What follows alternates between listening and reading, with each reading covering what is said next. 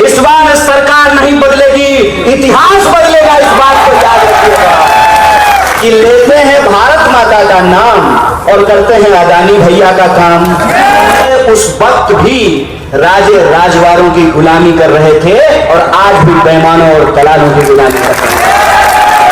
बताइए, आपके खाते में 15 लाख रुपया आया है, 2 करोड़ नौकरी मिली है, महंगाई कम हुई है, किसानों का कर्जा माफ हुआ है, 2022 तक सबको पक्का मकान मिला है, बुलेट ट्रेन चला है, तो काहे मोदी मोदी कर रहे हैं?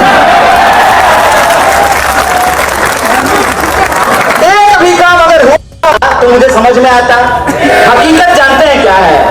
हकीकत यह है कि भाजपा के पास इस बार के चुनाव में कोई एजेंडा नहीं। हकीकत यह है कि भाजपा के पास इस बार के चुनाव में कोई चेहरा नहीं है। हकीकत यह है कि भाजपा के पास इस बार के चुनाव में कोई चाल नहीं है, चरित्र नहीं है, चेहरा नहीं है।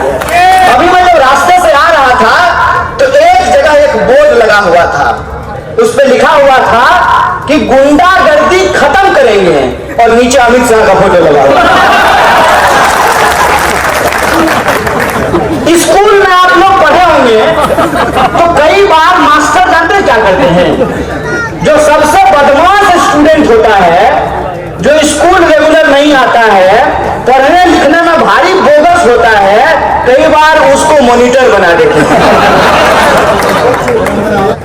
कहते हैं गुंडागर्दी खत्म करेंगे और नीचे जो है जया साहब के पप्पा का फोटो लगा देंगे। फिर मैं थोड़ी दूर आगे बढ़ा तो एक जगह एक और पोस्टर लगा हुआ था, बेरोजगारों को रोजगार दिलाएंगे। कब दिलाएंगे? हम तो कब से इंतजार कर रहे हैं। अभी जब मैं आया तो हमारा एक पुराना दोस्त मिला तो उसने कहा कि तुम अभी भी घड़ी नहीं पहनते हो। हम बोले अच्छा दिन का इंतजार कर रहे हैं, जिस दिन अच्छा दिन आ जाएगा उस दिन पहनना शुरू कर देंगे। पोस्टर जब मैंने देखा उस पर लिखा हुआ था कि बेरोजगारों को रोजगार दिलाएंगे। कब गुरुजी? 9 साल से इंतजार कर रहे हैं। मुंह से ही बोले थे ना, अपने ही मुंह से बोले थे ना, आवाज वहीं से निकल रही थी ना, हर भाषण में जाकर के कह रहे थे ना कि हर साल 2 करोड़ नौकरी देंगे। कब देंगे? ये देंगे का क्या मतलब है? ये देंगे का मतलब ये है कि आप आसमान की तरफ टकटकी लगाए रखिए, अब रसगुल्ला गिरेगा और आपके मुंह में टपकेगा। और हमारा कमिटमेंट देख करके आजकल मोदी जी को भी यह फितूर चढ़ा है।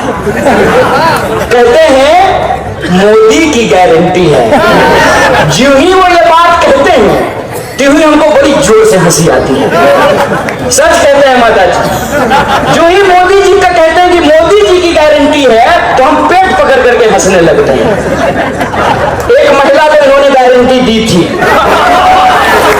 अग्नि को साक्षी मान करके हिंदू रीति रिवाज के अनुसार 7 फेरा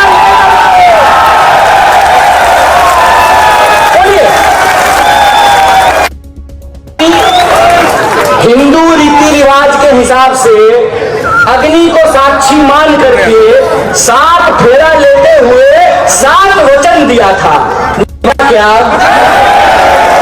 तो जो उनका वचन नहीं निभाया, सालों से चलनी लेकर के इंतजार कर रही है, सूरत नहीं दिखाया है, वो आपका वचन निभाएंगे। ये आदमी झूठा है और झूठा को झूठा बोलेंगे। तुमको जितना दम है लगा लो, जितनी जगह है जेल में दिखा दो, सच को सच कहेंगे, झूठ को झूठ कहेंगे। तुम्हारी बाजुओं में जितना ताकत है उसको हम देख लेंगे। और हम आपके बीच खड़ा होकर के जो वादे कर रहे हैं, ये वादे नहीं है सिर्फ, ये हमारा जनता के प्रति भरोसा है। ये हमारा जनता के प्रति भरोसा है, ये हमारी पार्टी का इतिहास है। मैं आपको बता देना चाहता हूं कि अगर इस देश में गांधी नेहरू की विरासत नहीं होती, शहीद आजम भगत सिंह और डॉक्टर बाबा साहब भीमराव अंबेडकर का विरासत नहीं होता, अगर इस देश के पहले शिक्षा मंत्री मौलाना अबुल तो हमारे जैसे नौजवान किसी गराज में किसी गाड़ी को ठीक कर रहे होते, किसी होटल में प्लेट साफ कर रहे होते। हमने अगर पीएचडी की है, हमने अगर पढ़ाई की है तो इस देश के स्कूल कॉलेज के बदौलत की है। अगर गरीबों का इलाज होता है तो एम्स के बदौलत होता है। अगर भारत आज चांद की ऊंचाइयों को छू रहा है तो इसरो की बदौलत छू रहा है। और ये सारा कुछ इस देश में भारतीय राष्ट्रीय कांग्रेस का बनाया हुआ है। और तो और इस देश की लोकतांत्रिक व्यवस्था का ताकत देखिए साहब, कि मोदी जी कहते हैं कि हम चाय बेचते थे, हालांकि हम में से किसी ने भी उनको चाय बेचते हुए नहीं देखा। हम में से बहुत सारे लोग उनको एयरपोर्ट बेचते हुए देख रहे हैं। जिस स्टेशन पे चाय बेचते की बात करते हैं वो स्टेशन बेचते हुए देख रहे हैं। भारतीय रेलवे को बेचते हुए देख रहे हैं। और हमने आपको कहा ना, कहते थे तिलक साहब, तुम मुझे खून दो मैं तुम्हें आजादी दूंगा। ये जो आज के नेता हैं ये कहते हैं तुम मुझे चंदा दो मैं तुम्हें धंधा दूंगा। तुम मुझे चुनाव में हेलीकॉप्टर दो, चुनाव जीतने के बाद मैं तुमको एयरपोर्ट दूंगा। मेरा एक सीधा सा सवाल है, मेरी कोई व्यक्तिगत दुश्मनी नहीं है भाजपा से, कोई व्यक्तिगत दुश्मनी नहीं है। मुझे बस इस देश की संस्कृति ने, इस देश की परंपरा ने, इस देश के धर्म ने, इस देश के इतिहास ने सच को सच बोलना सिखाया है। सादा बाप अपने बाप का पैसा नहीं देता है देश को, तो देश का पैसा है।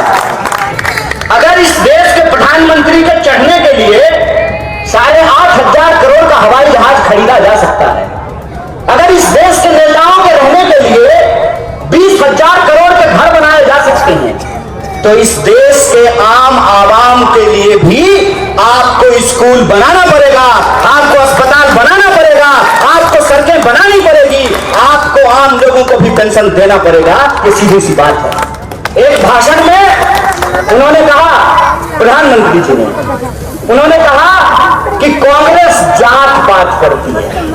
बताइए, कहते हैं ना, जब कहने के लिए कोई अच्छी बात नहीं होती है तो कुछ लोगों की फितरत होती है, कोई झूठी और बुरी बातें करने लगते हैं। ये जो कांग्रेस पे आरोप लगा रहे हैं, उसका एक सवाल मैं आप लोगों से पूछता हूं। प्रधानमंत्री ने अपने भाषण में कहा कि कांग्रेस की पार्टी दलित विरोधी है। मुंह से इस बात को ये बोलते हैं, भारतीय राष्ट्रीय कांग्रेस के जो राष्ट्रीय अध्यक्ष हैं वो दलित समाज से आते हैं। और आपने देखा होगा कि आए दिन प्रधानमंत्री खुद अपने मुंह से कांग्रेस पार्टी के राष्ट्रीय अध्यक्ष को गालियां निकालते रहते हैं। आपने देखा होगा कि आए दिन, चाहे वो देश के प्रथम प्रधानमंत्री पंडित जवाहरलाल नेहरू हो, महात्मा गांधी हो, या कांग्रेस की पूरी इतिहास को गाली देने के नाम पर देश को गालियां निकालते हुए पाए जाते हैं। और जब आप इनसे पूछिए कि इनका हकीकत क्या है, तो ना इनके पास कोई चेहरा है, ना इनके पास कोई नीति है, ना इनके पास कोई नियत है।